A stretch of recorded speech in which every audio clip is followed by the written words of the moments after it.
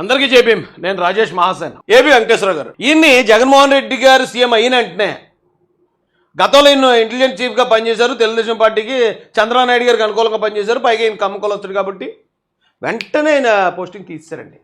Additional DGP స్థాయి వ్యక్తిని నిర్దాక్షిణ్యంగా ఉద్యోగులను తీసేయడమే కాకుండా మళ్ళీ పోస్టింగ్ ఇవ్వకుండా ఆయన్ని రకరకాలుగా వేధిస్తే పాపం ఆయన కోర్టుకు వెళ్ళి ఆర్డర్ తెచ్చుకుని ఏమంటే ఇంకో కోర్టు ఆర్డర్ ఇచ్చిందని పాపం మళ్ళీ డ్రెస్ వేసుకుని మళ్ళీ ఆ ఆఫీస్కి వెళ్తే ఆఫీస్లో సీట్ ఇవ్వకపోవడం, ఆయన కింద స్టాఫ్ ఎవరైతే ఉంటారో వాళ్ళందరి దగ్గర ఘోరంగా అవమానించటం, మాట్లాడితే ఏవి వెంకటేశ్వర ఎలాగనండి అలానండి సాక్షాత్ జగన్మోహన్ రెడ్డి గారు ఆయన వచ్చి విమర్శించటం, కేవలం తెలుగుదేశం పార్టీ కోసం చంద్రబాబు నాయుడు గారి కోసం అనుకూలంగా పనిచేశాడనే ఆరోపణ చేసి మొత్తం ఆయన కెరీర్ని మొత్తం బ్లాక్ మార్క్ చేసి మొత్తం అంతా అంధకారం చేశారండి. జగన్ గారు అంధకారం చేశారు.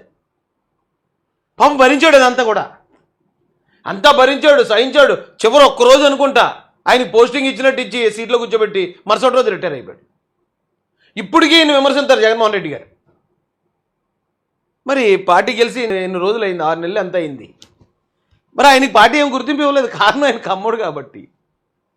ఎందుకంటే ఒకవేళ కమ్మ కులస్తుల నుంచి ఏదైనా అవకాశం ఇస్తారంటారేమో, కులానికి నేను ఏదో చేసేస్తున్నానని ఏడ్చేవాళ్ళు ఏడుతారేమో అని చంద్రబాబు నాయుడు గారు తీసుకున్న జాగ్రత్తలు ఇవి. ఇదే పరిస్థితిలో ఈయన కమ్మ కాకపోవచ్చు, ఈయన రాజులు అయినా ఈయన వైసీపీ పార్టీలో తన పార్టీ చేతే దాడికి గురయ్యాడు. దాడికి గురైన కారణంగా నేను ఇక పలానా పార్టీ నన్ను దాడి చేసింది, నేను ఇలా వైసీపీ చేతిలో నేను ఇలాగా ఇచ్చేసాను గవర్నమెంట్ ఎదిరించడం వల్ల, నాకు ఖచ్చితంగా అవకాశం ఇచ్చి తీరాల్సిందే కూటమి ప్రభుత్వం అని ఆయన పట్టు కూర్చున్నాడు గట్టిగా. ఆయనకు అర్హత ఉంది, అర్హత లేదని కాదు, ఆయన టార్చర్ భరించాడు కాదని అంటలే. కానీ ఆయన ఏం జరిగింది? ఎమ్మెల్యే సీట్ ఇచ్చారు, ఎమ్మెల్యే గెలిపించారు. ఎమ్మెల్యే గెలిపించిన తర్వాత ఈరోజు డిప్యూటీ స్పీకర్ కూడా. నాకు తెలిసి వీళ్ళిద్దరికీ ఏం తేడా లేదండి. వైఎస్ఆర్ ప్రభుత్వంలో హింస అనుభవించిన వాళ్ళు ఆ హింస శాతాన్ని కనుక లెక్కిస్తే, అవమానాల శాతాన్ని లెక్కిస్తే వీళ్ళిద్దరికీ ఏం పెద్దగా తేడా లేదు. కానీ ఈయన డిప్యూటీ స్పీకర్ అవ్వగలిగారు. ఈయన కనీసం ఎక్కడున్నారో కూడా ఎవరికి తెలియదు. దానికి కారణం ఆయన కమ్మ కులస్తుడు కాబట్టే.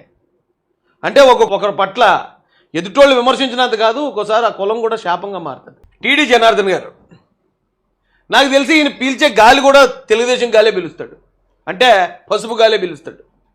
ఉదయం లేచిన దగ్గర నుంచి మొదలు రాత్రి ఆయన 1 గంట పడుకుంటాడు, 2 గంటలు పడుకుంటాడు నాకు తెలియదు. కానీ నాకు తెలిసినంత వరకు ఈ సమయాన్ని మొత్తం పార్టీ కోసం, పార్టీ అభివృద్ధి కోసం, కార్యకర్తల కోసం, నాయకుల కోసం, పార్టీని ఎలా ముందుకు తీసుకెళ్లాలనే స్ట్రాటజీలు, ఇది మాత్రమే ఆయన జీవితం. ఈయన అవ్వాలనుకుంటే పార్టీ నిజంగా ఆయన అర్హతను గుర్తించలేదు, ఈయన అర్హతకు తగ్గ అవకాశం ఇవ్వాలనుకుంటే డిప్యూటీ సీఎం ఇవ్వాలి ఆయనకి. ఆ స్థాయి పనిచేసే వ్యక్తి అండి టీడీ జనార్దన్ గారు. ఇప్పుడు చాలామంది ఇప్పుడు రెగ్యులర్గా అంటే పార్టీలో ఉన్న వాళ్ళు అందరికీ ఆయన తెలుసు పెద్ద అయినా, కానీ సామాన్యులకు చాలామందికి తెలియదు తెలుగుదేశం పార్టీలో ఆ టీడీ జనార్దన్ గారు అంటే ఏంటని. మరి ఆయనకి ఎందుకు అవకాశం ఇవ్వలేదు? ఆయనకి ఎందుకు అవకాశం రాలేదు? మరి కమ్మోళ్ళకి దోచిపెట్టేసే పార్టీ కదా. చంద్రబాబు నాయుడు గారు ఏమన్నా కమ్మోళ్ళకి ఇచ్చేస్తాడు కదా. మరి ఇచ్చేసినప్పుడు ఆయనకి ఇచ్చేయచ్చు డిప్యూటీ సీఎం. ఆయన పార్టీ కోసం పనిచేసే కమిట్మెంట్ ఆ స్థాయిలో ఉంటుంది. మరి ఎందుకు ఇవ్వలేదు? ఇదెందుకు ఏ మీడియా కూడా దీన్ని ఎందుకు హైలైట్ చేయరు? పార్టీలో మంచి పేరు ఉండటం వేరు, చంద్రబాబు నాయుడు గారి దగ్గర మంచి పేరు ఉండటం వేరు. కానీ ఏదైనా ఒక పదవి, ఒక మంత్రి, ఒక డిప్యూటీ సీఎం, లేకపోతే పలానా శాఖకి ఈయన మంత్రి అనే ఇది వేరు కదండి, ఆ ప్రోటోకాల్ వేరు కదా. అయినా కానీ ఎక్కడ నిరుత్సాహానికి గురవటం కానీ, పార్టీ మమ్మల్ని సరిగ్గా పట్టించుకోవట్లేదు అంటాం కానీ, పార్టీని వదిలేసి వేరే పార్టీలోకి వెళ్ళడం కానీ నేను చూడలేదు. ఇంకొకటి ఏంటంటే తెలుగుదేశం పార్టీలో నేను గమనించిన మరో క్వాలిటీ, అన్ని కులాల నుంచి మంచి నాయకులు ఉంటారు, సీనియర్ నాయకులు, 40 సంవత్సరాల నుంచి పార్టీ పెట్టిన దగ్గర నుంచి ఉన్న నాయకులు ఉంటారు. కానీ వేరే కులాలు అంటే కమ్మ కులం కాకుండా ఇతర కులాల్లో ఉన్న నాయకుల్లో ఒక క్వాలిటీ ఉంది. ఏంటంటే అవసరం అయినప్పుడు వాళ్ళు పార్టీ మారుతారు. అవసరం అయినప్పుడు ఓకే ఈ పార్టీలు ఈ టైంకి మాకు ఈ అవకాశం ఎందుకు ఎగ్జాంపుల్ మన గొల్లపల్లి సూర్యారావు రాజోల నుంచి ఆయన ఎమ్మెల్యే చేసింది తెలుగుదేశం పార్టీ, ఆయన మంత్రి చేసింది తెలుగుదేశం పార్టీ. బాబు ఇప్పుడు పొత్తులో భాగంగా జనసేన సీట్ కదరా బాబు అంటే ఆ అన్నయ్య వినలేదు, అనుకోండి అన్నీ వైసీపీలో జాయిన్ అయ్యాడు. ఇలా అవసరమైనప్పుడు పార్టీ మారుతారు. కానీ ఈ కమ్మ కులస్తుల్లో ఉన్న క్వాలిటీ నేనేం గమనించానంటే, ఒకవేళ పార్టీ నుంచి వాళ్ళకి సరైన గుర్తింపు రాలేదు, పార్టీ అవమానించింది, పార్టీ అవకాశం దూరం చేసింది, సైలెంట్ అయిపోతారు